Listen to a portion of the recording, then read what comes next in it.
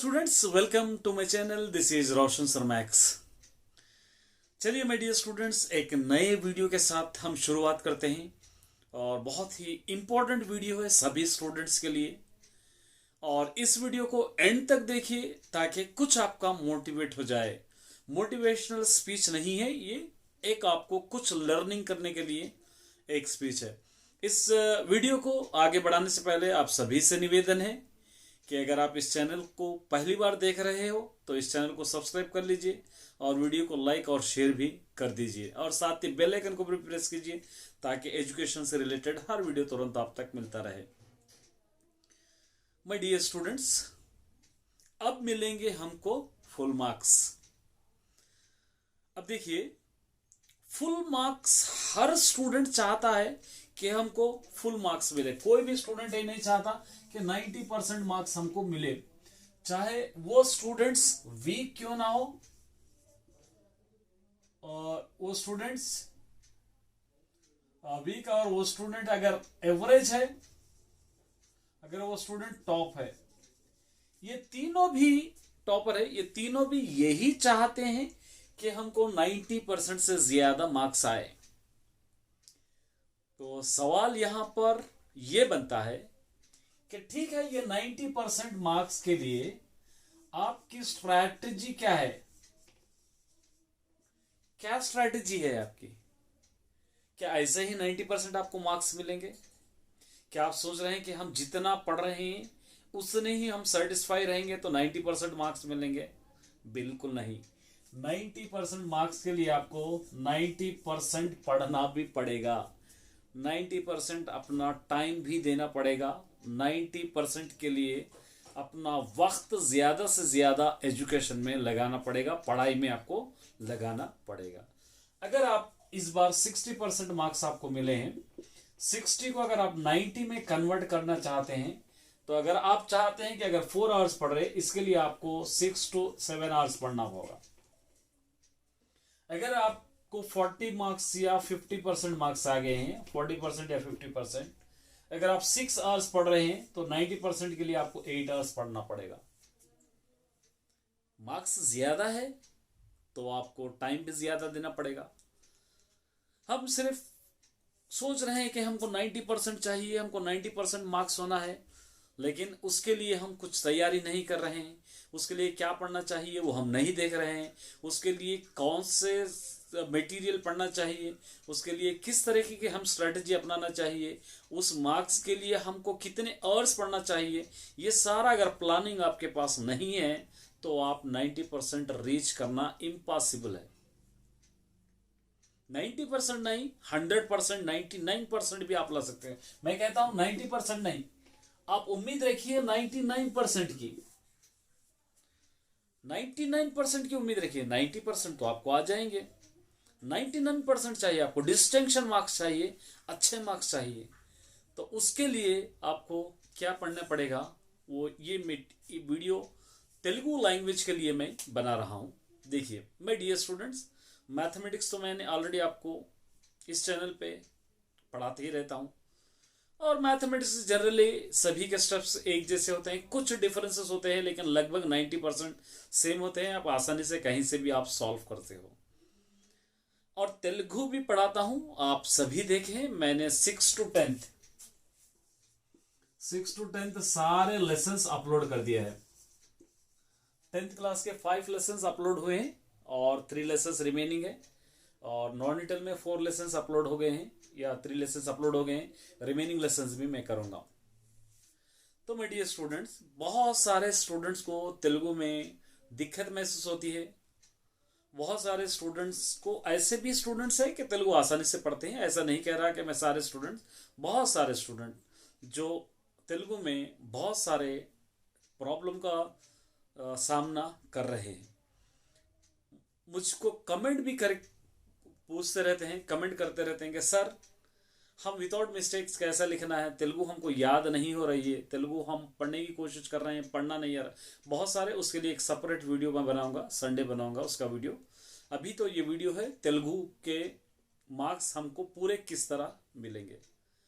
तेलुगु में हमको देखिए, पास तो आप 16 मार्क्स से पास हो, पास हो जाएंगे आप 16 मार्क्स से? क्या 16 मार्क्स लाकर आप सेटिस्फाई हो जाओगे? क्या आपका 90% या 99% या 95% जो भी आप एक्सपेक्टेशन रख रहे हैं, क्या वो एक्सपेक्टेशन क्या 60 मार्क्स से आप खुश हो जाओगे? काफ़ी है क्या 16 मार्क्स? नहीं। देखिए, मैं समझ सकता हूं अगर आप ऑल सब्जेक्ट अच्छी तरह पढ़ रहे हैं, उर्दू भी पढ़ लिया आपने, हिंदी भी पढ़ लिया, इंग्लिश भी पढ़ लिया, साइंस सोशल मैथ सभी सब्जेक्ट अच्छा पढ़ रहे हैं, आप तेलुगु में आपको डाउट है कि अरे ये तेलुगु तो मेरे लिए बहुत मुश्किल है, मुसीबत है, इसके अंदर मार्क्स गेन नहीं कर सकता, तो ये आपकी नाकामयाबी है। पहले भी कहा था, अभी भी कह रहा हूं, एक सब्जेक्ट भी अगर फेल रहेंगे तो आप 10th class fail, all subject रहेंगे भी तो 10th क्लास फेल रहेंगे। कोई भी ये नहीं कहेगा कि कितने सब्जेक्ट में फेल हुए, कितने सब्जेक्ट में पास हुए, नहीं, 10th फेल मतलब फेल। और दूसरी बात, आपको ग्रेडिंग चाहिए, अच्छे पॉइंट्स चाहिए, तो अच्छे पॉइंट्स के लिए आपको क्या करना होगा, हर सब्जेक्ट का जीपीए अच्छा रखना होगा आपको। अगर आपको 90 प्लस मार्क्स है, एक 5 सब्जेक्ट में 90 प्लस आ रहे हैं, एक सब्जेक्ट में 80 है, फिर भी चलेगा।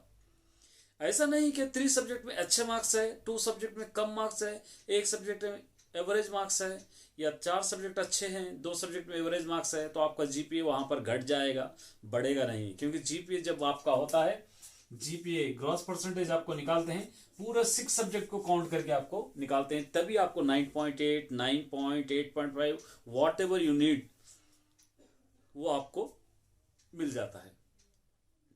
तो आप लोग सोच रहे होंगे कि तेलुगु के बारे में सर क्या बोलने वाले हैं। देखिए माय डियर स्टूडेंट्स, मैंने तेलुगु के लेसन्स एक्सप्लेनेशन अपलोड कर दिया है, उसके रिलेटेड आंसर्स भी अपलोड कर दिया है, उसके रिलेटेड ग्रामर भी अपलोड कर दिया है। आंसर्स मैंने कॉन्सेप्ट वाइज बनाया है, तेलुगु के कुछ लेसन्स में मैंने बनाया है, कुछ लेसन्स में नहीं बनाए। अभी यहां से 10th क्लास स्टूडेंट्स के लिए, स्पेशली SSC इन स्टूडेंट्स के लिए अच्छी तरह याद कीजिए, याद रखिए भी, जितने भी लेसन्स मैंने पढ़ाया है, जितने लेसन्स के मैंने आंसर्स अपलोड किया है, उस लेसन्स के आंसर्स मैं फिर से अपलोड करूंगा। अब आप लोगों के पास डाउट आ सकता है, सर ऑलरेडी आपने तो अपलोड कर दिया है, फिर क्यों अपलोड कर रहे हैं। देखिए माय डियर स्टूडेंट्स, मैं जितने लेसन्स पढ़ाकर आंसर्स अपलोड किया है वो इजी वे में भी है, तो मैंने उस आंसर्स को और इजी वे में कर दिया है। आप याद रखें, वो कौन सा इजी वे है, पॉइंट वाइज, जितने भी आंसर्स है पूरे आंसर्स पॉइंट वाइज बनाए हैं।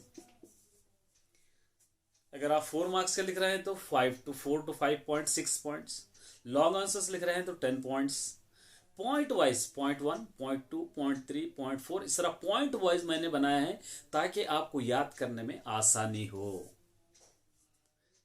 इसीलिए मैंने इस थंबनेल का टाइटल का नेम रखा है, होगा आसान। तो मेरा बोलने का मतलब यह है कि तेलुगु आपके लिए बहुत आसान होगा। आप तेलुगु की रिस्पॉन्सिबिलिटी, मैथमेटिक्स की रिस्पॉन्सिबिलिटी मुझ पर छोड़ दीजिए। अगर मुझको रेगुलरली आप कोऑपरेट करेंगे, रेगुलरली मेरे वीडियोस को फॉलो करेंगे, तो दोनों सब्जेक्ट आपके लिए आसानी हो जाएगी। दूसरे सब्जेक्ट भी मैं कोशिश करूंगा इंपॉर्टेंट आपके लिए अपलोड करूंगा, लेकिन ये 2 सब्जेक्ट की रिस्पॉन्सिबिलिटी मैं लेता हूं। ये 2 सब्जेक्ट आपको पढ़ाना मेरी रिस्पॉन्सिबिलिटी। अब मैं जितने भी आंसर्स अपलोड करूंगा पॉइंट वाइज, और एक लेसन में कितने टाइप के आंसर्स पूछे जा सकते हैं, एक लेसन में कितने टॉपिक्स में आपको आंसर्स पूछे जा सकते हैं, हर टॉपिक का आंसर मैं आपके लिए अपलोड करूंगा।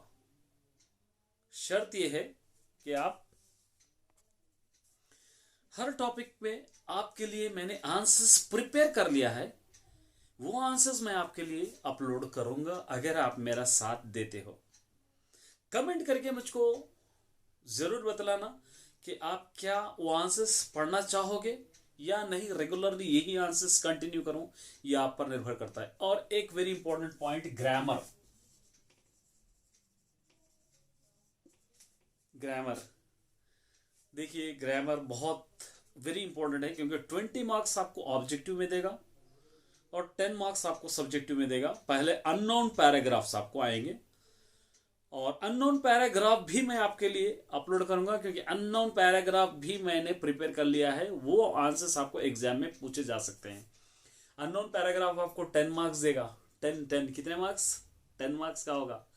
5 मार्क्स का सिर्फ आपको नॉन डिटेल का पैराग्राफ होगा, लेकिन 10 मार्क्स आपको देगा अननोन पैराग्राफ। उसको हम अच्छी तरह प्रिपेयर करेंगे और इजी वे में आपको समझाऊंगा। आपको कहीं से लर्न करने की, याद करने की जरूरत नहीं है। अगर पैराग्राफ देख लेना, आंसर आपको लिखना है।